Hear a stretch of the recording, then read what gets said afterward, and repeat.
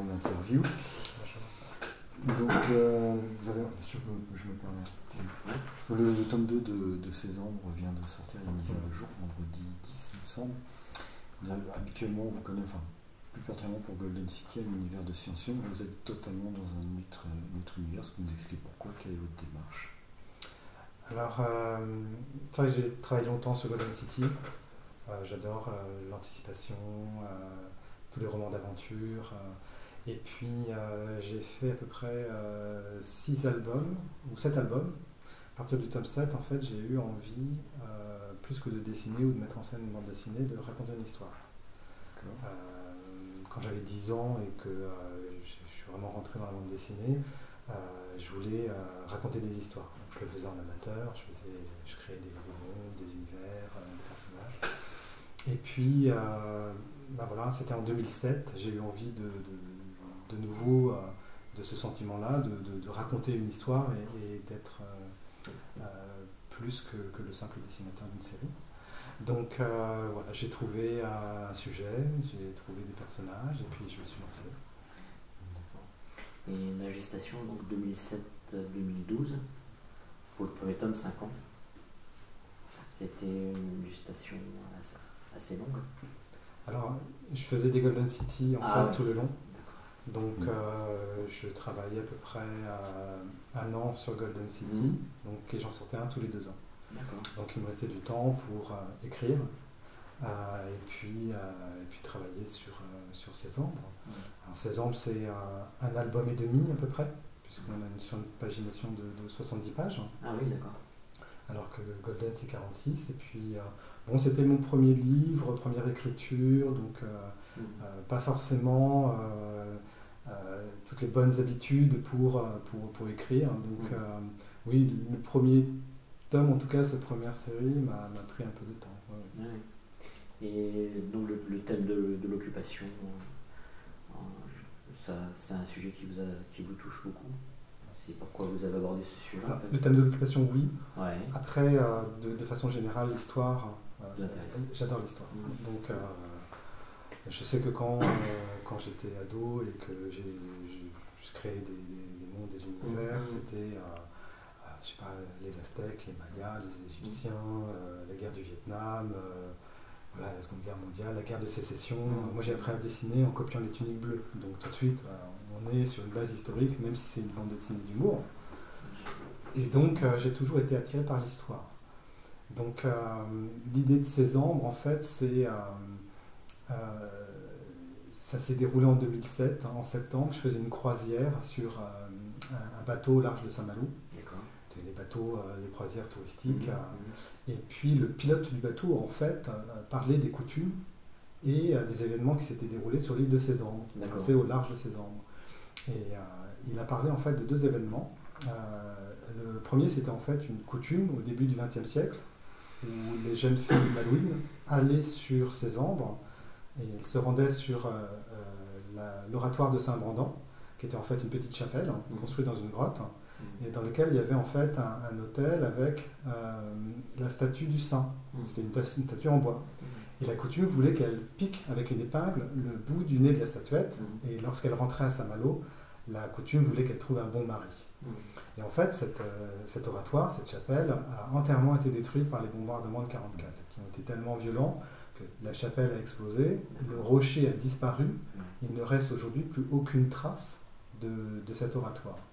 Et donc, sur le moment, en écoutant ces 2 événements, je me suis dit, et pourquoi, c'est le fameux ici, ici je racontais l'histoire d'un couple d'amoureux qui revenait une dernière fois dans cette chapelle avant sa destruction. Et c'est parti de là, en fait. Et à ce moment-là, on a l'idée d'une histoire, on a un thème, on a un sujet, et puis il faut se lancer, il faut ouvrir les bouquins. Et moi, je connaissais bien Saint-Malo parce que j'y passais toutes mes vacances enfants. Donc, mes parents avaient une amie qui avait une maison, elle nous l'a prêtée. Et, tous les mois de juillet, on était à Paramé, sur la plage, dans l'Intramuros. Je connaissais bien la ville. Et quand j'ai commencé à lire l'histoire de la libération de Saint-Malo, la grande bataille pour la libération de Saint-Malo, je me suis rendu compte que je ne connaissais pas du tout Saint-Malo. Saint-Malo était une autre ville. Parce qu'en fait, la cité, sous les bombardements américains, a été détruite à 80%, même plus de 80%. Donc aujourd'hui, on peut se promener dans Saint-Malo, il y a des quartiers en fait qui ont moins de 70 ans d'existence. Donc ce sont des bâtiments, même s'ils sont tout en granit, qui sont construits avec un esprit ancien, ce sont des bâtiments récents qui ont été faits en fait à la reconstruction de la cité. Et donc du coup, voilà, la ville devenait un personnage de mon histoire, autant que le couple d'amoureux que j'allais créer et tous les personnages qui allaient graviter autour d'eux. Et ça m'a demandé en tout cas beaucoup de recherche, beaucoup de lecture. J'ai lu effectivement énormément de livres sur la bataille de Saint-Malo, mais aussi des livres pour faire la reconstitution de la ville. Donc c'était des livres de cartes postales par exemple, des albums de photos datant d'avant la guerre. Donc toute cette recherche-là, il a fallu la compiler. J'ai été pas mal aussi aux archives départementales ou municipales pour essayer de trouver des documentations. Donc ça a pris du temps. Ça a pris du temps pour écrire déjà. J'ai écrit en fait Ces ombres à Québec. Bon, ça semble un peu bizarre, mais en fait, les liens entre la ville de Québec et Saint-Malo sont très très forts. Les quartiers, on les retrouve, le quartier de Limoilou, il y a un quartier Saint-Malo à Québec, et surtout en fait à la bibliothèque de Québec, à la bibliothèque Gabriel Leroy, en fait il y a autant de livres qu'aux archives municipales de Saint-Malo, en tout cas les vieux livres qui traitent justement de la Seconde Guerre mondiale à Saint-Malo, donc du coup j'avais tous les documents qu'il fallait. Et voilà, j'ai écrit là-bas, et ensuite il a fallu dessiner les planches, mettre tout en scène, et puis reconstituer la cité. Ça, c'était un gros boulot. Petite question, la mise en couleur était faite par Shell et Rosa, qui sont les deux coloristes de Golden City, ou alors là j'ai vu que pour le deuxième tome de 16 ans, c'était Versavel, Mif Versavel. Oui, c'est Marie Versavel. Ah d'accord, c'est ça. Ok. Oui, après un pseudonyme. Un pseudo. En fait, effectivement, sur Golden City, c'est Pierre Schell et Stéphane Rosa qui travaillent sur les couleurs, jusqu'au tome 7 de mémoire. Après, c'est Pierre Schell en fait, qui a repris seul le travail, et il travaille toujours dessus. Sur le tome 13 aussi, il a fait un très très bon travail. Et ensuite, sur le premier tome de 16 ans, c'est mon ancienne compagne et moi qui avons travaillé sur les couleurs. Et par la suite, en fait, les éditions Dupuis m'ont demandé de pouvoir prendre une autre coloriste. D'accord. Et puis de faire des couleurs qui soient moins, moins pétantes. Moi, j'avais choisi en fait une colorisation qui se mariait peut-être pas forcément avec le thème. Donc voilà, moi j'ai accepté, et puis Marie a donc travaillé à la fois sur le tome 2 et on a refait le tome 1 dans la prévision bien évidemment pour l'intégrale. En fait. Oui, il y a un lien. Et qu'il y a un lien aussi, personnellement je trouve que le travail de votre coloriste Versavel oui, c'est bien dans le thème. Personnellement, je trouve que vous avez... disons que là où peut-être moi j'avais pêché dans mon travail de couleur, c'est dans les ambiances. Ça manquait probablement d'ambiance, de clair-obscur, qui renforce à un moment donné la mise en scène, soit le côté dramatique de la scène, le côté enjoué. Donc il y a effectivement cette partie-là où j'avais un peu pêché. Donc oui, elle fait un très très beau travail, et puis comme le tome 1 a été refait, on va vraiment avoir, lorsque l'intégrale va sortir, un album qui se tiendra. D'accord. Unique. Parce que j'ai même vu la couverture. Il y a une petite retouche, enfin, la colorisation est différente. Oui, les tons sont beaucoup plus pastels. Après, c'est peut-être pas vers ces tons-là vers lesquels moi j'aurais été, mais c'est très joli, c'est un très beau travail, et ça se marie très bien. Et par contre, les couvertures ont été faites par un autre coloriste qui est Bruno Tati. D'accord. Qui, je crois, travaille avec Philippe Xavier sur Tango. C'est peut-être une bêtise, mais. Conquistador, je crois. Oui, voilà. Oui, ça doit être ça. et qui a fait aussi un très très beau travail sur les couvertures. Il a fait la carte aussi de Saint-Malo à l'intérieur de l'album, et puis la jaquette, donc, qui est très belle aussi. Ouais. Et en fait, ce que je voulais dire, c'est que personnellement, j'ai vraiment été touché par l'histoire de ces ombres, le dessin, l'histoire, tout ça, parce que je suis aussi, comme vous, intéressé par l'histoire de l'occupation et de l'histoire même de la Bretagne. Donc, personnellement, j'ai bien aimé le déroulement de l'histoire, notamment du premier tome. Ça, je tenais à le dire. Et le deuxième tome, je suis en train de le découvrir aussi. C'est un bon bout. Justement, comment on écrit un scénario? L'histoire, comment on écrit un scénario une fois qu'on a lu les documents, ou comment on met en place le déroulement de l'histoire qu'on va proposer? Alors moi, il y a une petite facilité, dans le sens où j'avais donc choisi j'ai écrit une fiction, mais mes personnages, à un moment donné, rencontrent la grande histoire de Saint-Malo. Donc à un moment donné, les chemins en fait se rejoignent, se séparent pour se rejoindre de nouveau. Et je fais de mes personnages à la fois soit des témoins de cette histoire, soit des acteurs directs. Donc du coup, en fonction des événements de la libération de Saint-Malo, j'avais une sorte de premier fil conducteur à l'histoire. Donc c'est ça aussi un peu qui m'a guidé. Ensuite, pour écrire la fiction, c'est vrai que j'avais pris l'option d'avoir ce couple d'amoureux, Ewan et Françoise, dont leur amour en fait est très, très, très solide, ils sont très soudés. Et donc l'idée c'était à un moment donné dans l'histoire de faire en sorte qu'ils soient séparés. Et donc j'avais déjà une première partie d'histoire où je voulais traiter absolument de l'occupation. Ça c'était très important. De faire en sorte de placer le lecteur dans la même attente que ceux de la population, de la population, c'est-à-dire l'attente des Américains. Une attente insupportable qui ne vient jamais, on les voit juste de loin dans leurs avions lancer des bombes et c'est tout. Et voilà, et je voulais que ce soit aussi un fil dans le premier tome ils attendent toujours les Américains. Et puis l'écriture, elle s'est faite. Voilà, je suis parti de ce couple d'amoureux et d'une bande de copains. Une bande de copains que la guerre en fait va séparer. Chacun va suivre son propre destin. Et au début de la bataille pour la libération de Saint-Malo, en fait, leurs destins vont se recroiser. Ils vont se retrouver de nouveau dans Saint-Malo. Sauf que certains ont été plutôt passifs pendant la guerre. Ça reste des adolescents, donc c'était plutôt des ados qui étaient protégés par leurs parents. Et d'autres, comme Bastien, ont suivi un parcours beaucoup plus différent, notamment de par ces rencontres, le fait à un moment donné qu'ils partent sur Rennes, qu'ils soient dans une école de curé. Les rencontres qu'il va faire le faire dévier vers les nationalistes.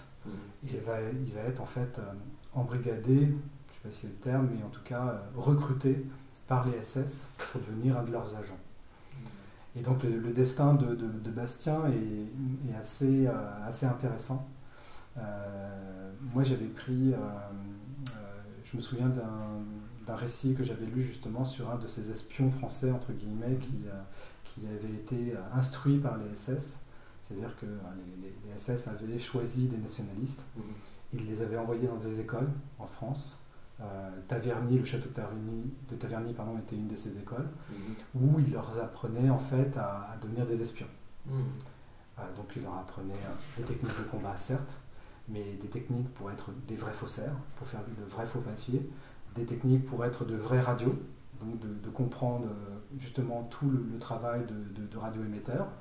Et puis, une fois que ces agents étaient prêts, eh bien, ils arrivaient par des stratagèmes à les mettre en place dans des réseaux de résistance et à les démanteler de l'intérieur. Et c'était là tout l'art de l'espionnage des groupements SS en France et ailleurs, puisque ce type de recrutement avait lieu aussi dans les pays de l'Est. C'était une technique où ils recrutaient des nationalistes, mais voilà, c'était juste des bouches à canon. Voilà. Ils leur faisaient des promesses, mais ils savaient très bien que ces promesses ne seraient jamais tenues. Donc, ils ont été instrumentalisés tous. Et c'est Bastien qui s'en rend compte dans le tome 2 où il n'était que l'instrument de ses chefs et que derrière il n'y avait jamais eu de réelle promesse.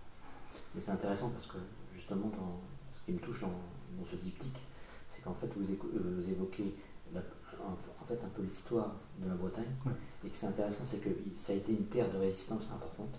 Exemple le maquis de Saint-Marcel dans le Morbihan, et exemple aussi dans les Monts d'Arrée, et exemple aussi dans le Finistère au niveau des côtes, mais qu'il y a eu aussi, ça a été une terre de collaboration, toute proportion gardée, notamment à travers ceux qui étaient notamment attirés par une autonomie de la Bretagne, le nationalisme. Et c'est évoqué justement, vous l'évoquez bien, ça, j'ai trouvé ça très intéressant. C'est ça qui rend parce que j'aurais pu inscrire mon histoire dans n'importe quelle ville, mais effectivement il y a le fait que les nazis réussissaient à retourner les nationalistes contre eux et à les utiliser pour leur service. Et voilà, c'était ça aussi qu'il y avait d'intéressant à traiter.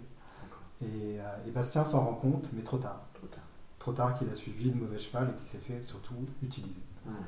Et voilà, c'est là où il y a ce phénomène de rédemption dans le tome 2, où il va chercher à protéger Françoise et à la sauver. Elle ne le croit pas, ne le croit plus, mais fondamentalement, c'est quelque chose qui va vivre en lui et qui va être vraiment le fil conducteur de son histoire dans le tome 2. Il y a un film comme ça qui s'appelle La Combe Lucien de Louis Malle, qui évoque comme ça en fait une personne qui est dans la milice, qui travaille avec les Allemands, puis il se rend compte, comme vous dites, il a été manipulé, et finalement il essaie de protéger une jeune juive, et il arrive à la sauver, malheureusement il meurt. Un très beau film. Ça m'a fait penser, Bastien Fenech, ça m'a fait penser à ça. Je trouve même que c'est le personnage, un des personnages les plus intéressants de votre histoire. Oui, fondamentalement, j'adore Ewan. C'est une part de moi qui vit dans cet album. J'adore Françoise, Lucien, tous les personnages sont vraiment très beaux. Mais j'ai vraiment apprécié de travailler sur le personnage de Bastien. C'est celui effectivement qui change le plus en fait dans cette histoire-là, de son parcours en fait. C'est intéressant, c'est un personnage ambigu, très ambigu, qui est quand même intéressant, je trouve. Et sinon, vous parliez, juste pour finir, vous parliez en fait de l'attente des Américains. Il y a une scène dans le premier tome que moi ça me fait, ce que vous me dites quand est-ce qu'ils vont arriver, il y a une scène qui me fait penser, je ne sais pas si vous vous souvenez, certainement, il y a un jeune qui réussit à s'échapper et qui est sur les toits et qui se fait donc mitrailler par les Allemands. Il descend et donc il chute et tombe sur un autre toit au niveau de Saint-Malo. Et j'avais presque envie de dire à la caméra, mais c'est pas ça, mais il y a une question de case.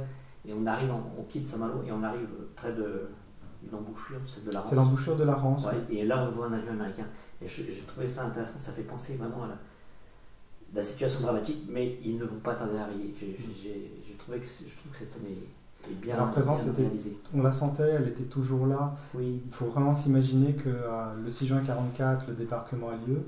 Le 7 juin, tout le monde est au courant. Et tout le monde a le sentiment que les Américains vont être à leur porte dans les jours qui viennent. Oui. Et l'attente, elle dure. Le mois de juin passe, le mois de juillet. Et les Américains sont bloqués dans la poche de Normandie. Et c'est très difficile pour eux de réussir à justement percer la poche. Ils vont y réussir avec notamment le napalm. Il faut bien voir aussi que les bombardements de napalm en Normandie, qui étaient les premiers bombardements officieux de napalm en France, vont casser le moral des troupes allemandes. Et les Américains vont réussir, et les Anglais aussi, et les Français, et les Canadiens, à percer la poche. Et à partir de ce moment-là, ils vont foncer sur Saint-Malo, dans l'optique de réussir à conquérir un port français, puisque pourquoi Saint-Malo est si importante pour les Américains, c'est parce qu'ils ont besoin d'un port pour justement débarquer le ravitaillement. Le nerf de la guerre, c'est le ravitaillement. C'est les munitions, c'est le rationnement cas, c'est les poches de sang, c'est l'essence. C'est tout ça qui va faire en sorte que les Américains vont progresser très vite en France et vont réussir à libérer les villes les unes après les autres et surtout aller en Allemagne. Et sans un port actif, pour eux, il semble que c'est impossible. Donc ils vont tout faire pour avoir Saint-Malo. Aux portes de Saint-Malo, malheureusement, le colonel Von Hollock va ordonner la destruction du port. Donc le port a été miné. Et je crois que c'est le soir du mardi... est-ce que c'est le 8 août je crois que c'est le soir du lundi 7 août. Il ordonne la destruction du port. Donc les écluses vont sauter, toutes les infrastructures portuaires dont les grues vont aussi être détruites. Il y a même un phare qui est le phare du Grand Jardin qui est juste à côté de ces ambres qui va être dynamité. Donc le port en fait est inutilisable. Et donc la prochaine cible des Américains, enfin cible entre guillemets, le prochain grand port d'intérêt devient Brest. Et donc à partir de ce moment-là, les Américains vont laisser une unité pour libérer Saint-Malo et tout le reste de la troupe va foncer vers Brest pour avoir enfin un port français qui est Brest. Et ils n'auront pas Brest. Donc, et je crois qu'ils vont faire tout le ravitaillement pendant la Seconde Guerre mondiale. Ce seront les barges, en fait, une espèce de port artificiel qui a été construit en Angleterre, qui sont des grandes barges de béton, qui vont être assemblées les unes à côté des autres et qui vont faire office de port artificiel, et c'est par là que tout le ravitaillement va pouvoir arriver en France. Puis les troupes fraîches aussi. Les troupes fraîches. Il faut voir que lorsque les Américains arrivent aux portes de Saint-Malo, justement ils ont passé la poche de Normandie, et beaucoup d'officiers, de sous-officiers, de soldats expérimentés sont déjà morts. Et donc les troupes sont avec beaucoup de novices, de soldats, de sous-officiers qui n'ont pas l'expérience du combat. Et donc, il va être, comment dire, les Américains vont faire preuve de beaucoup de précautions. C'est-à-dire que là où avant, ils vont lancer des assauts, ils vont mettre les positions en attente et ils vont bombarder. Ils vont bombarder, ils vont préparer le terrain et après, ils vont envoyer la troupe. Donc, ça explique aussi pourquoi la ville a été autant bombardée en mortier, avec des bombardements aériens, par des obusiers. Il y a eu une préparation. Les troupes américaines protégeaient beaucoup leurs soldats à ce moment-là. Et donc Saint-Malo a été détruit à 80%, c'est ce que j'entends. Peut-être pas autant, mais... Plus de 80%. Plus de 80%. Il y a eu beaucoup... il y a plusieurs facteurs qui expliquent. En fait, sur le secteur de Saint-Malo, tout ce qu'on appelle en fait je ne sais plus le terme, mais en fait, il y a la ville intramuros. À côté, il y a la chaussée du Sillon avec la ville de Paramé. Un petit peu plus loin, on a Saint-Servant. C'est vraiment trois villes distinctes. À cette époque-là, Saint-Malo, c'est juste l'intramuros, en fait.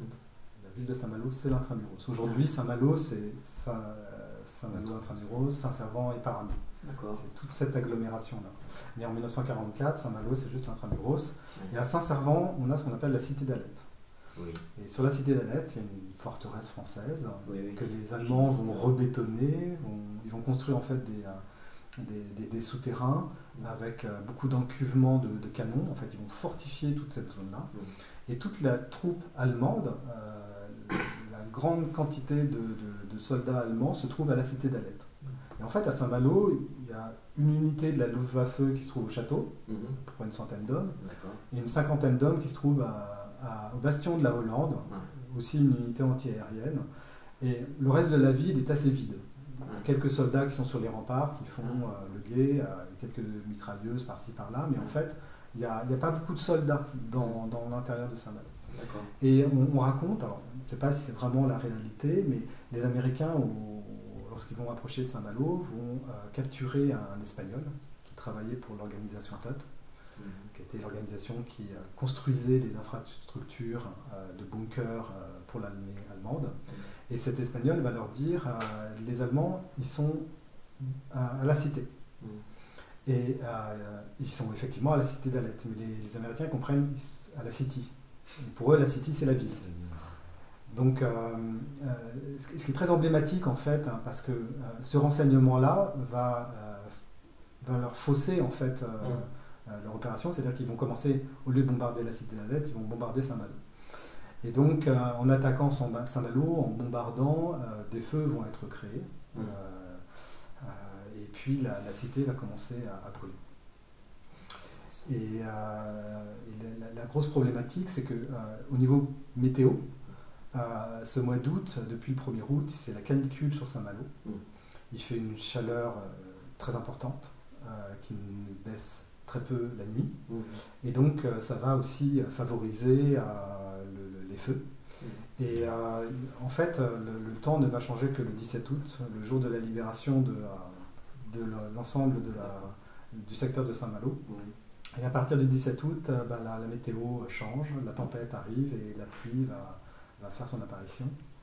Mais du 1er août au 17 août, c'est vraiment la canicule. Donc les feux vont se propager la nuit. Il n'y a plus d'eau dans la cité. L'eau a été coupée quelques jours avant le 3 ou 4 août. Il n'y a plus d'électricité. Donc les feux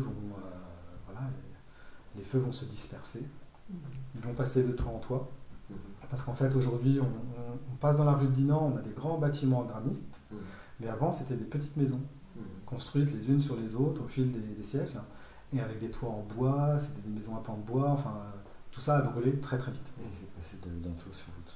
Exactement. Ouais. J'ai vu un reportage dans des Racing Z qui disait que pour le quartier de Saint-Louis, ils avaient gardé que les façades de certains bâtiments qui étaient en granit, qu'ils avaient reconstruits derrière le bâtiment. Oui. Ils n'avaient gardé que ça parce que tout était détruit. Et que j'avais vu ça. Donc la ville a été bien abîmée. La ville a été détruite et puis la population était peu nombreuse dans la ville. Et lorsque les Américains ont commencé à arriver, a été décidé d'un armistice pour pouvoir faire évacuer toute la population qui restait. Parce que tous avaient peur que les Américains détruisent complètement la cité sous les bombardements. Donc il fallait évacuer les civils le plus vite possible. Et donc un armistice a été, en tout cas une trêve a été décidée de quelques heures pour pouvoir évacuer tous les Malouins. Donc les Malouins qui étaient dans les abris au château, qui étaient à l'Hôtel-Dieu, à l'hôpital de l'Hôtel-Dieu ou dans d'autres abris, notamment Grande Porte, ont été évacués. Et à partir de ce moment-là, il n'y avait plus une seule personne dans Saint-Malo. Et Saint-Malo s'est consumé avec le temps. Même si les Américains sont entrés, ils avaient tellement peur qu'il y ait toujours des tireurs embusqués qu'ils interdisaient à la population d'entrer au début. Après, ils ont commencé à faire entrer les pompiers et la défense passive. Oui, c'est ça. Pour justement éteindre les feux. Mais ils étaient refoulés en fait à la nuit tombée. Parce que justement, ils ne voulaient pas qu'il y ait de gens qui se promènent la nuit dans Saint-Malo. Ils voulaient pouvoir contrôler. Et donc la nuit, les feux reprenaient. Et au fur et à mesure, en fait, la ville a brûlé, et c'est entièrement consumé. Alors tout à fait dans un autre domaine, hein, vous avez obtenu un DEA en physique de matériaux en 1995, et vous êtes passé à la bande dessinée. Comment s'est fait le passage? Parce que c'est quand même un sacré bon, quoi. Oui, en fait, j'ai toujours dessiné, donc j'étais toujours en train de faire des projets de BD. J'avais très envie de faire de la bande dessinée, mais malheureusement c'était pas forcément le goût de mes parents. Il y avait quelques craintes, que ce soit pas forcément un métier où on puisse réussir. Donc il m'avait fait une sorte de pacte, c'est-à-dire que j'obtenais un bac plus 5, et puis après je faisais ce que je voulais. Donc une fois que j'ai eu mon bac plus 5, j'avais préparé un projet, j'ai été chez un éditeur et puis je l'ai déposé. Amstel, c'était ça le projet? Il y a eu plusieurs projets, il y a eu plein de projets, mais c'était ni Sésame ni Golden City. Oui, c'est après que... Oui. En fait, j'avais fait un projet qui s'appelait Valentine, qui était l'histoire d'un bateau scientifique qui retrouvait un trésor englouti dans une fosse. Et qui se retrouvait en fait tout d'un coup attaqué par des espèces de sectes. Et c'était un univers très aquatique. Il y avait beaucoup de ce qu'on appelle de la ferraille, des bateaux dessinés, des choses comme ça. Et en fait, j'avais fait quelques pages, j'avais déposé le dossier à Delcourt, et en fait c'est Olivier Vatine qui l'a récupéré. Ça l'a intéressé, pas le scénario mais le dessin. Et il m'a proposé tout simplement de faire des essais sur Golden City. Il y avait des dessinateurs qui faisaient des essais à ce moment-là, sauf qu'ils n'avaient pas de retour. Et voilà, ils m'ont dit, voilà, ça paraît très intéressant, faites une dizaine de dessins, et puis on va voir si ça peut le faire. Voilà, on en a dit 10, j'en ai fait 100, et puis voilà. Mais sur ce que j'ai fait, je pense que les designs les ont vraiment plu, ça leur a vraiment plu. Parce que je me souviens d'avoir déjà tout de suite fait la cabane des enfants, telle qu'elle est aujourd'hui dans Golden City, et leur barque aussi. Et tout ça, ça leur a plu. Vous voyez que derrière, il y avait des références de la culture, et tout un univers, et ça leur a beaucoup plu. Donc on m'a dit oui. Et puis c'est parti tout de suite en septembre. J'ai eu mon diplôme début juillet, et mi-juillet, voilà, je commençais les premières recherches de Golden City. C'est intéressant parce qu'en fait, vous rencontrez, vous êtes en contact avec Olivier Vatine, dont vous admirez le travail, notamment Corail Noir, tome 4. Vous aimez beaucoup l'univers, ce tome 4 est assez abouti dans la série des Aqua Blue. Mais du coup, ça a été pour vous une chance d'être comme ça coaché par un dessinateur chevronné, et en plus qui maîtrisait bien la c'était beaucoup d'émerveillement, et puis voilà, j'étais très heureux, oui. Puis c'est devenu un mentor, donc après j'ai beaucoup appris avec lui.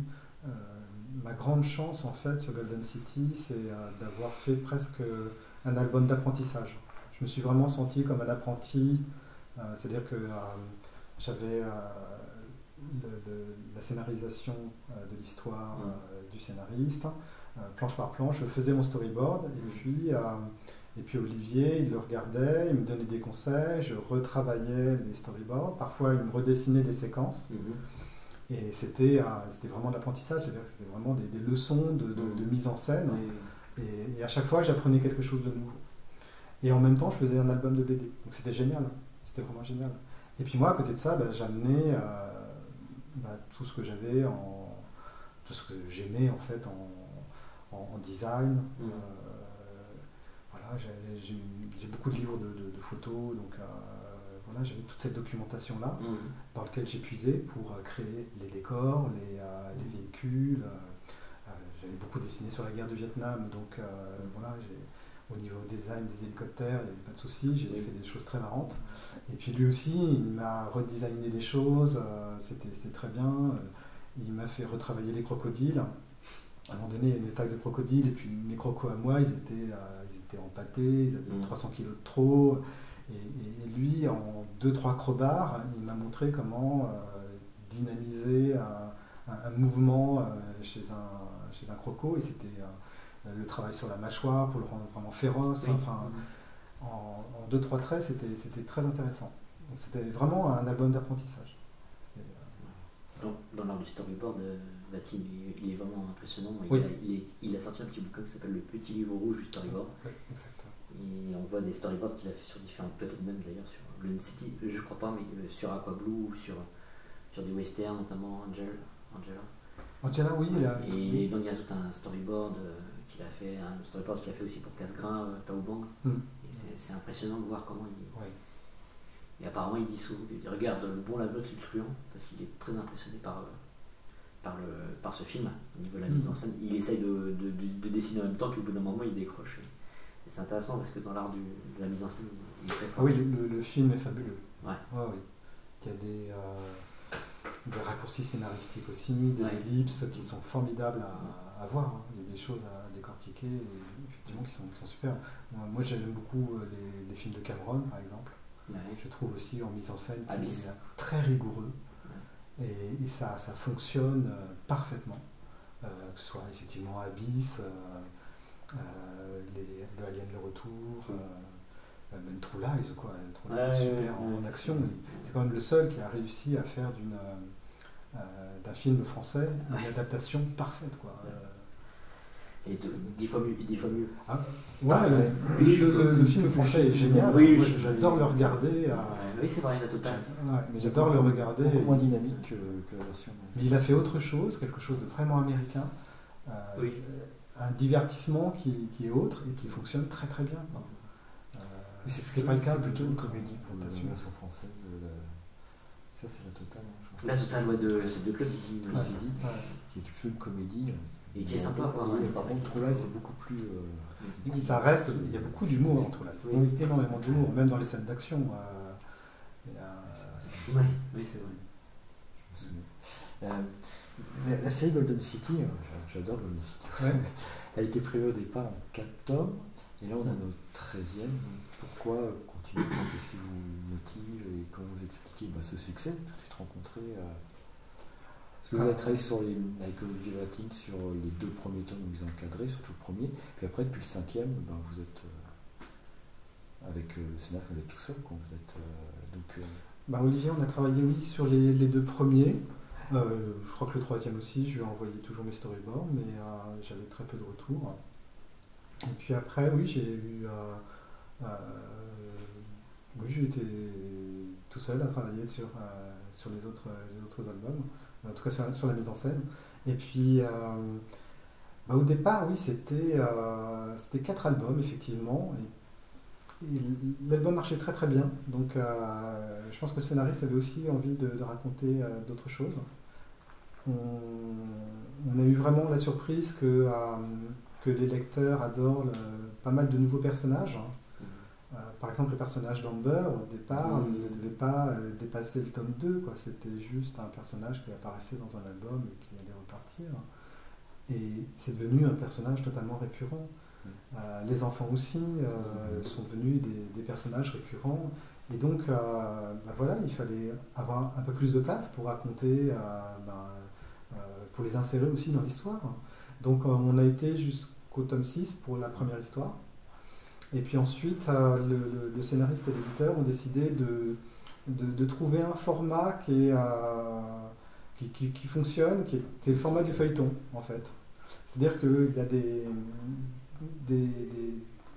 des arcs d'histoire qui commencent et qui se terminent dans certains tomes, mais entre-temps, d'autres histoires ont commencé un peu avant et vont se terminer dans les tomes suivants. Donc il y a des arcs comme ça, scénaristiques, qui se chevauchent. Et donc on a vraiment une espèce de structure de feuilleton, en fait. On est vraiment dans le feuilleton. C'est pour ça qu'on peut enchaîner les albums les uns derrière les autres, contrairement à... C'est vrai que moi, quand j'ai fait 16 ans, je voulais une histoire complète. Au départ, j'étais parti sur 3 tomes, et puis en discutant avec José Louis Boquet, il préférait vraiment avoir une structure de diptyque. Et quand l'intégrale va sortir, ça va devenir un très très bel album, ça sera 140 pages avec une belle histoire. Mais sur Golden, c'est vrai qu'on est sur l'esprit feuilleton, et avec vraiment plusieurs histoires, plusieurs fils d'histoire sur un même album. Oui, il y a une histoire générale, puis il y a une histoire particulière. C'est une histoire, en effet, une double lecture. Et du coup, j'ai oublié de dire. Concernant justement l'histoire, c'est avec Daniel Baker, qui est un scénariste assez chevronné, comme Vatine d'ailleurs, que vous avez travaillé. Ça s'est bien passé, la collaboration? Ça c'est nickel, quoi. On a beaucoup travaillé ensemble sur les 6 premiers tomes. D'accord. Et puis depuis le top 7, on est un peu plus distants. On travaille vraiment chacun de notre côté. Ouais. Moi je participe, je laisse écrire en fait son histoire de son côté, je récupère son scénario, puis je fais mon travail dessus. Travail de mise en scène, tout le travail de dessin. Et puis ensuite je suis avec Pierre Schell la mise en couleur. D'accord. Et voilà, la collaboration se passe ainsi et ça se passe très bien. Moi, ce que j'aime bien dans Golden City, c'est le découpage graphique où il y a les scènes d'action, les rebondissements, et le moment où est choisi, le moment où on représente la scène d'action qui va être caractéristique de la scène d'action, le bon moment quand on va sur la couverture du 13e, on voit la descente en hélicoptère, justement, le bon moment donc, qui précède l'action. Donc, voilà, et dans le 13e, on voit aussi le découpage des cases qui peut changer légèrement. Des fois, les cases sont obliques pour indiquer un mouvement. J'aime bien cette dynamique qu'on retrouve dans Golden City, qui me fait penser un petit peu au manga. Est-ce que vous lisez des mangas ou est-ce que vous inspirer de... Je crois que vous êtes influencé, enfin pas influencé, mais vous avez été marqué par Akira notamment, qui est vraiment impressionnant, qui a marqué une génération de... Moi, je les ai achetés à la Maison de la Presse en petits fascicules colorisés par Glénat. Donc j'ai toute ma collection, je l'ai encore. Mais oui, non, c'était fabuleux. C'était vraiment détonnant par rapport à ce que je lisais en BD franco-belge. Donc ça a été ma première... c'est la première fois en fait que je voyais du manga, donc c'était super. Mais oui, j'en lis pas beaucoup, mais il y a quelques albums que je suis. Et puis, oui, la mise en scène, c'est... je pense que c'est la partie que je préfère. J'adore dessiner, mais mettre en scène, c'est vraiment chouette. Enfin, j'aime beaucoup. J'aime beaucoup. Et dans Golden City, oui, maintenant, ça va super vite. En fait, je peux lire le texte du scénario et puis storyboarder en un quart d'heure, quoi. Ça va très vite parce que en fait, je suis tout de suite dans l'action, je connais parfaitement l'univers, les personnages et je vois tout de suite ce qu'il faut faire en fait. Donc je suis assez efficace là-dessus sur Golden City. Et j'aime beaucoup m'amuser effectivement avec soit en basculant les horizons, soit effectivement en ayant des traits de cases un petit peu différents, un peu plus dynamiques pour casser un peu la case, notamment quand tu as un coup de poing part ou qu'il y ait une scène de vitesse. Alors je suis pas un fan de faire sortir mes personnages des cases, ça je le fais jamais. Mais j'aime bien en fait casser un peu la forme de la case pour pouvoir faire en sorte que sortir un petit peu la voiture ou le scooter ou autre chose du cadre habituel. Ce qui donne vraiment un dynamisme que moi j'aime bien. Et du coup, dans Golden City, donc on est dans la science-fiction, futur proche, future anticipation, les thèmes qui sont choisis sont catastrophiques. Pourquoi ce choix de thème d'orienter vers ces thèmes-là? Parce qu'une fois que les 6 premiers tomes étaient terminés, donc l'usurpation d'identité de Harrison Box par son clone, le mensonge de sa femme, enfin, on a pu partir sur des thèmes un peu plus optimistes. Ça, c'est le choix du scénariste. C'est le choix du scénariste. C'était pas mon choix à moi, donc c'est lui qui a choisi effectivement de détruire la cité, d'en reconstruire une nouvelle, de faire vieillir les personnages. Voilà, c'est une façon de faire évoluer l'histoire qui est aussi actuelle. Je pense qu'on suit aussi, les albums suivent aussi parfois l'actualité. Donc, voilà, donc c'était une façon aussi de répondre de pouvoir permettre de vrais changements dans l'histoire, dans la narration. D'accord. Et puis je pense qu'il avait peut-être peur de refaire de réécrire la même chose au final. Mais en bouleversant comme ça l'univers, on arrive peut-être à écrire des choses différentes. Oui, c'est très intéressant parce que du coup ça colle avec un peu d'avance à ce qui se passe, un réchauffement climatique, problème écologique, des guérillas urbaines, il y en a dans les pays, il y en a eu il y a quelques années, puis il y en aura encore. Des réfugiés dus au climat, il y en a chaque année de plus en plus. Donc on est bien dans la thématique, on retrouve, ce qui rend d'autant plus cette BD intéressante, on retrouve son quotidien un peu en décalé, quoi. Mais voilà, est-ce que ça sera plus optimiste sur la suite? Vous savez pas? Moi je préférerais, mais je ne sais pas du tout. Ça dépend du scénariste. Oui, ça dépend du scénariste.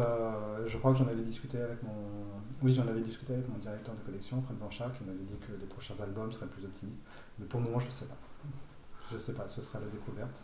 Le nouveau tome, le tome 13, est plus dans l'action, avec quelques nouveaux personnages. Et puis voilà, c'est un très bel album. Et du coup, il y a un personnage qui apparaît 2 fois de manière récurrente, c'est la mère de Harrison Banks. Ouais. Dans le tome 6, et puis après on la retrouve dans un autre tome où son fils va la voir sur son yacht. Est-ce qu'il y aura un album qui sera consacré à ce personnage, que certains personnages sont développés, mais elle du tout est restée à côté? On n'en entend pas. Je pense qu'elle revient dans d'autres albums. Je pense que oui, elle reviendra aussi dans les suivants. Après, avoir un album sur elle, je ne pense pas. Non. s'il y avait... C'est-à-dire que moi, aujourd'hui, sur Golden City, ce que j'aime, c'est continuer en fait l'histoire. Et puis à côté, pouvoir faire autre chose. J'ai besoin de faire autre chose et d'écrire mes propres histoires. Et du coup, quels vont être vos prochains projets? Du coup, vous avez terminé 16 ans, le tome 2. Quel est votre prochain projet? Là, je travaille sur l'écriture d'une histoire, toujours pour Air Libre. Rien n'est signé pour le moment, donc je protège un peu, mais oui, ce sera de l'historique, contemporain du XXe siècle, après-guerre. Et non, pas vraiment. Mais ce sera un joli projet. Ouais. Mais je retravaille sur un nouveau. J'ai toussé un peu. Pardon. Et du coup, comment qualifieriez-vous votre dessin?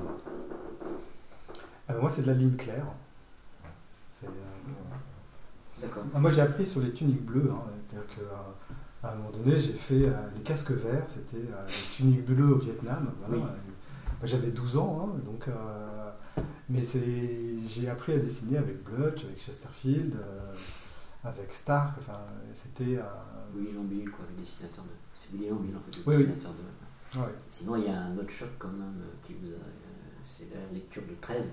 Oui. William Vance, c'est ça qui vous a incité à vous orienter un peu vers plus de réalisme et même d'écrire des histoires, quoi. Oui, écrire des histoires, c'était déjà le cas. C'était déjà le cas. Quand j'ai fait Les Casques Verts, j'avais déjà fait... Ma toute première histoire, c'est une histoire de corsaire à Saint-Malo. Enfin, comme quoi. Moi, j'étais un lecteur de Spirou. Donc, toutes les semaines, j'allais dans mon bar tabac acheter ma revue Spirou. Donc, je copiais les couvertures, je copiais avec Scrapeustache, les petits tomes, j'avais Papyrus, tout ça. Quoi. Et c'est vrai que c'était... il y avait de la BD réaliste dans Spirou. Et c'est vrai que la première qui m'a vraiment... que j'ai adoré, c'était 13. Mais c'était hyper réaliste. Quoi. Le dessin de Vance, il est vraiment hyper réaliste. Et donc, il y avait vraiment un écart énorme entre le côté stylisé des tuniques bleues et le côté hyper réalisme de 13. Et donc, je voulais en fait trouver quelque chose entre les deux. D'accord. Et entre les deux, c'était Latine. C'était Corail Noir. Donc, quand j'ai vraiment voulu trouver mon propre style, c'est vrai que ça s'est placé entre les deux. D'accord. C'était pas de l'hyper-réalisme, mais il fallait que ce soit de la ligne claire. Ouais. Et donc, tout le travail du trait, du délié du trait, fait en sorte de pouvoir avoir un trait qui va reproduire des formes très réalistes, mais en restant vraiment un trait unique, en restant de la ligne claire. Et puis au maximum, quoi. Oui. Alors, dans le tome 1 de Golden, je faisais quand même pas mal d'ombrage. Je travaillais beaucoup de clair-obscur. Je l'ai fait aussi dans le tome 3, dans tous les premiers tomes. Après, je faisais beaucoup moins de clair-obscur parce que il y avait aussi le travail de mes coloristes qui venaient dessus et eux, ils mettaient beaucoup d'ambiance. Donc, j'avais parfois pas forcément besoin de travailler en clair-obscur. Eux, ils le rajoutaient après et c'était très bien. C'est ça qui est justement intéressant, c'est qu'en fait, effectivement, comme vous le dites, c'est de la ligne claire, mais le travail de la couleur fait que c'est un peu à part. Il y a un côté, la luminosité, notamment dans Golden City, le côté. Si, c'est lumineux, quoi. Lumineux, ces couleurs-là font que. C'est vrai, c'est de la ligne claire, mais c'est bizarre, mais je trouve qu'au niveau de la couleur, ça me fait penser parfois à certaines ambiances d'Olivier Vatine, notamment dans Aqua. Il y a ce côté-là, c'est un peu ce qui fait que ça donne un style personnel, certes marqué par la ligne claire, parce que quand on voit la ligne claire, en fait, c'est Jacob, c'est Hergé, on voit qu'il y a peu de fondu, c'est beaucoup d'aplat, tandis que dans le cas par exemple, de votre travail, la mise en couleur, il y a des dégradés, des modelés. C'est beaucoup plus étoffé, effectivement. Dans Black et Mortimer, on est sur des aplats de couleurs. Voilà. Donc on va installer une ambiance colorée. Mais on ne va pas mettre une ambiance lumineuse qui va justement parfois créer des ambiances, je pense notamment au bureau de banque sous l'eau, où on est dans une ambiance bleutée, où toute la lucarne de la fenêtre donne sur le fond marin avec les requins qui passent. Et effectivement, on est dans des ambiances qui sont très très belles. Et mes coloristes ont réussi beaucoup d'ambiances qui sont très, très chouettes et ils sont très forts pour ça. Et c'est vrai qu'il n'y a pas besoin pour moi de mettre trop de noir. Oui. Eux, ils le rajoutent, quoi. Ils créent des dégradés pour justement mettre tous les personnages dans une ambiance adéquate à la scène en fait. Et ça vous arrive quand même de mettre en couleur vous-même pour des illustrations? Oui. Ouais, d'accord. Ouais. Dans une affiche pour un festival de BD? Oui. Ou un exhibit? Oui, ça m'arrive de faire de la couleur. Ouais. Et du coup, ouais. Et du coup, vous le faites de façon à l'ancienne, ou alors est-ce que vous le faites sur l'ordinateur? Vous combinez les deux? Je combine les deux. Okay. Parfois, je faisais tout à l'ordinateur. Ouais. Parfois, je faisais tout entièrement, mais un peu moins maintenant, même si je vais recommencer à faire un peu d'aquarelle dans les prochaines semaines. D'accord. Mais je fais un mixte en fait. D'accord. Je travaille les ombres au lavis de gris, au pinceau. Ouais. Et puis ensuite, ça me donne une base de travail pour mettre des couleurs en dessous et puis rajouter de la lumière. D'accord. Et sinon, il y a 3 auteurs comme ça qui sembleraient vous avoir marqué. Adam Hughes, il y a Otomo, donc dessinateur d'Akira, et Vance. Et Adam Hughes, c'est un Américain en fait. Oui. J'ai lu ses dessins, j'ai pas lu ses histoires, mais c'est... Il a fait quelques comics sur Gen 13. Mais aujourd'hui, c'est un illustrateur de couverture. Ouais. Et il fait beaucoup de couvertures pour les comics sur des personnages emblématiques. Tomb Raider, oui, d'accord. Wonder Woman. Donc il est très talentueux et ses personnages féminins sont très très belles. Justement, vraiment, on est dans l'art de la pin-up, quoi. Justement, vos personnages féminins aussi vous avez cette réputation de dessiner un peu dans l'esprit des pin-up, et je voulais savoir justement quelles étaient vos influences dans ce domaine des illustrateurs, des photos, parce que c'est vrai que vous êtes assez à l'aise pour la représentation de la figure féminine. Je pense à Jessica Banks, c'est un personnage très, très attrayant. Non, le corps féminin est très agréable à dessiner en fait, quelles que soient ses formes, fine, un peu voluptueuse ou gironde.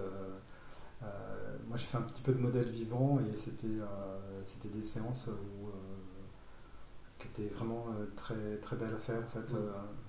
Mais des influences après, ça peut être des peintres américains. Gilles Green, oui. Effectivement, c'est un des principaux, quoi. Mais après, ça peut être aussi moi j'aime beaucoup aussi les femmes que dessine Manara. J'aime aussi le personnage de Léon Frollo. Oui, donc c'est très très beau. Et puis je trouve que dans l'art de la pin-up noire, j'adore le Bernet. D'accord. Le Bernet avec Torpedo fait des personnages féminins qui sont pleins de saveur en fait. Oui. Et voilà, mais c'est vrai que Gilles Green, c'est toutes ces peintures, les idées qu'il a de mettre en scène ces personnages, je trouve ça très rigolo. Et puis je crois il y en a plein d'autres, hein. Il y en a vraiment plein d'autres. Il y a beaucoup d'Américains qui se sont bien débrouillés dans l'art de la pin-up justement. Oui, il y en avait un, Dave Stevens, je me rappelle, dessinateur de Rocketer, il était très beau. Puis après, c'est des bouquins de photos. Moi, je suis très photo, donc je compulse aussi le magazine photo. J'ai beaucoup de livres sur la photographie de mode. Donc là aussi, plus que le corps féminin, il y a l'habit, il y a la mode féminine, il y a des choses aussi très belles à dessiner. Donc parfois, je trouvais des dessins en lisant des Madame Figaro. Le travail de photographe aussi recèle dans les attitudes, dans les postures, dans la mise en scène, des choses très intéressantes à regarder. Donc ça fait aussi partie des références. Il y a à la fois les illustrateurs américains, les peintres, il y a la bande dessinée aussi. Et puis il y a les livres de photos, je sais plus les noms en tête, mais ouais, j'ai quelques auteurs, photographes, mais je me souviens plus. Ouais, en photo, souvent, on ne pense pas toujours à regarder qui a fait la photo, c'est dommage. Ouais, mais Santé d'Orazio. Ah. Non, j'ai un livre de lui, mais je crois que c'est le nom exact. Mais ouais, j'ai quelques photographes aussi qui sont superbes. Mmh. Ouais. Alors, vos univers tournent autour de la science-fiction, je sais que les questions que vous l'avez écrite. Les univers du fantastique et de la fantasy vous tentent-ils? J'ai un peu abordé ça avec le jeu de rôle. Ah oui, les Avant pirates de- des Caraïbes. ouais, voilà. Et puis c'est un que vous Bah, avez- avec, j'avais fait j'avais Le pirate des participé. Caraïbes. Les pirates des Caraïbes. Il y avait un jeu de cartes Pirates des Caraïbes, Ouais. ouais, qui était très très rigolo à faire. Et puis j'avais aussi participé à un jeu de rôle qui s'appelait Prophétie, D'accord. qui était dans l'univers des dragons. Donc c'était un collectif, j'avais fait quelques illustrations, c'était pas mal. Et aussi un jeu de rôle sur, là aussi la science-fiction, donc on n'est plus dans la fantasy, mais c'était un jeu de rôle qui s'appelait Polaris, qui regroupe aussi des thèmes marins, avec des planètes remplies d'eau, sans terre émergée, donc avec tout un univers maritime, à la fois sur l'eau et sous l'eau. Donc c'était pas mal. Et du coup, quelle serait votre définition de l'imaginaire? Oh, Vaste défi. l'imaginaire.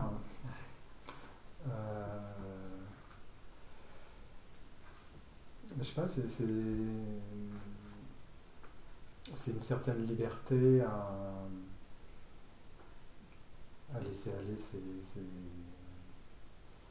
idées. Enfin, moi je pars du principe qu'on ne crée pas, quoi. Enfin, quand on ne crée pas quelque chose de pur, il y a toujours derrière une référence. Oui. Donc, On crée à partir de l'ensemble des références qu'on Et a, oui. et il y a quand même un processus de création à partir de ça, puisqu'on amalgame, on met en place, on a des références, on les Et donc, utilise, mais là où je veux en venir, c'est qu'on est c'est Olivier qui disait ça aussi, Olivier Vatine, on est un peu comme des éponges.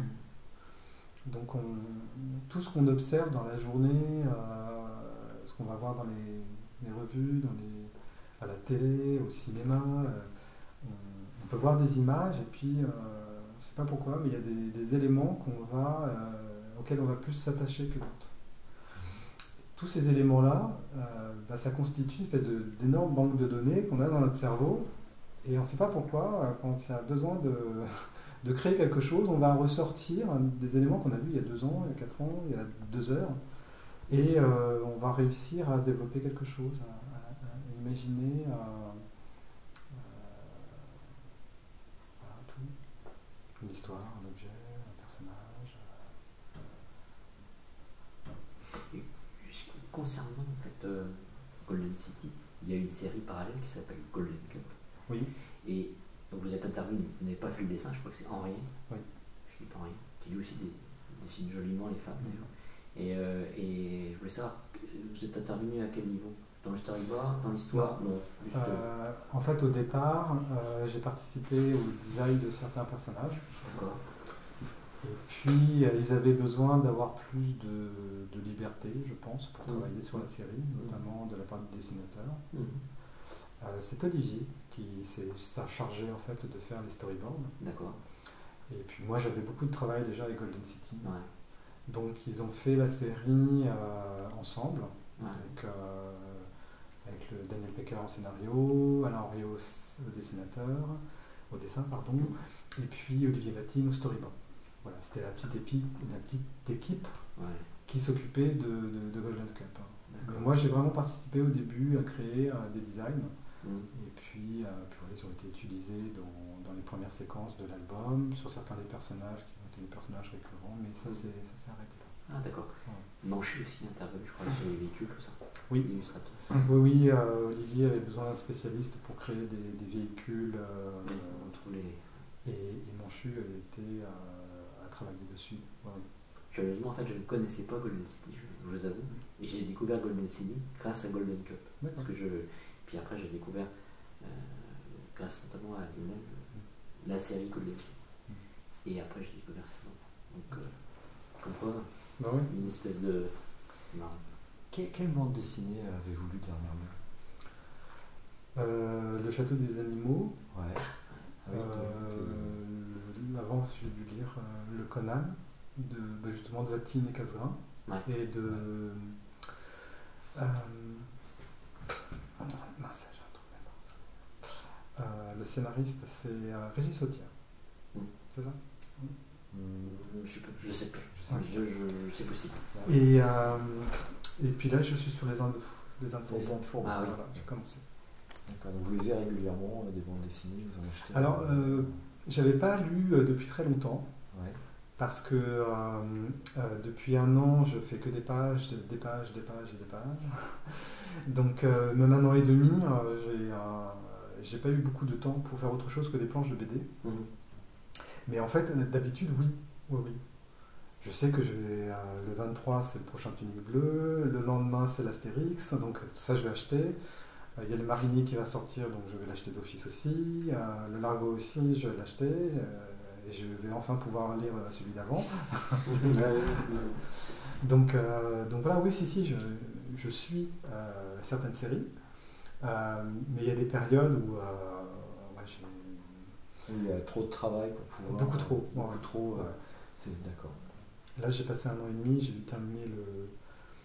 faire une cinquantaine de pages de Césambre, plus les 46 pages de Golden. Donc c'était un peu raide. C'est combien d'heures par jour vous travaillez? 12 heures?